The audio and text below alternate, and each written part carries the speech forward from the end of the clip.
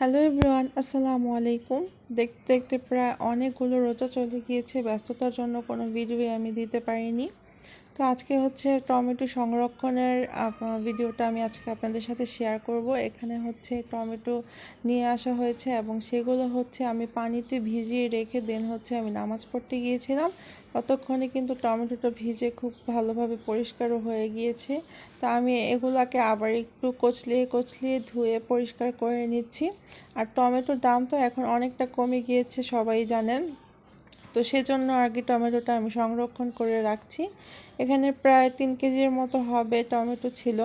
তো এরপরে হচ্ছে আমি পুরো পানিটাকে পরিষ্কার করে পানিটাকে ঝরিয়ে নিয়েছি। এখন হচ্ছে এগুলো আমি 4 ফালি করে কেটে নেব। একটা টমেটো আমি 4 ফালি করে কেটে নিয়েছি। এই যে এখানে এরকম সাইজ হয়েছে।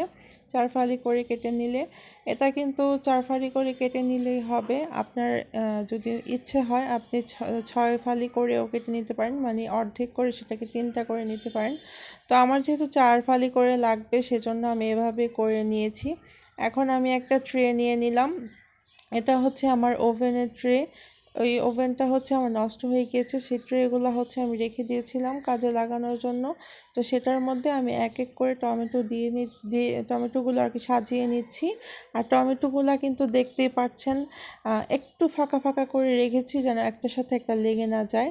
তো এভাবে সংরক্ষণ করলে দেখা যায় যে যখন হচ্ছে আপনি তরকারি রান্না করবেন বাসায় টমেটো থাকে না, তখন কিন্তু একটা টমেটো বা 2 পিস টমেটো আপনি ডিপ ফ্রিজ থেকে নামিয়ে তরকারিতে দিয়ে দিতে পারেন। খুবই সহজে কাজটা কিন্তু হয়ে যায়।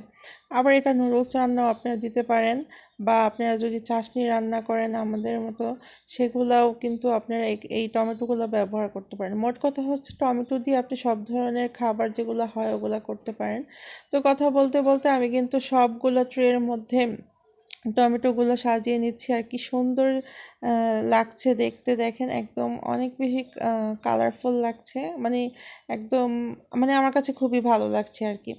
তো এখন আমি টমেটোগুলো হচ্ছে ডিপ ফ্রিজে এভাবে রেখে দিব, রেখে প্রায় আমি আর কি সারা রাত রেখে দিব। তো আমি যেহেতু রাত্রে কাজটা করছি আমি সারা রাত রেখে দেব, রেখে এটা হচ্ছে পরের দিন সকালবেলার ভিডিও। তো এখন আমি হচ্ছে টমেটোগুলো গিয়ে দেখছি যে শক্ত হয়েছে কি না। আলহামদুলিল্লাহ টমেটোগুলো শক্ত হয়ে গিয়েছে, আর একটার সাথে কিন্তু একটা লেগে যায়নি।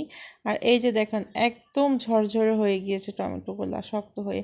এখন হচ্ছে আমি একটা বক্সের মধ্যে ভরে রেখে দিব। তো এভাবে কিন্তু খুব সহজে আপনারা এই টমেটোগুলো সংরক্ষণ করে নিতে পারেন।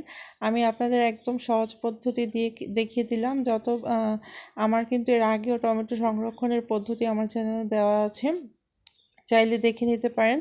তো আজকের ভিডিওটি আমি এখানেই শেষ করব। সবাই ভালো থাকবেন, সুস্থ থাকবেন এবং আমাদের জন্য দোয়া করবেন। আর দোয়া করবেন বাকি রোজাগুলো যেন আল্লাহর রহমতে সুস্থভাবে পালন করতে পারি। তো আজকের মতো এখানেই শেষ করছি। আল্লাহ হাফিজ।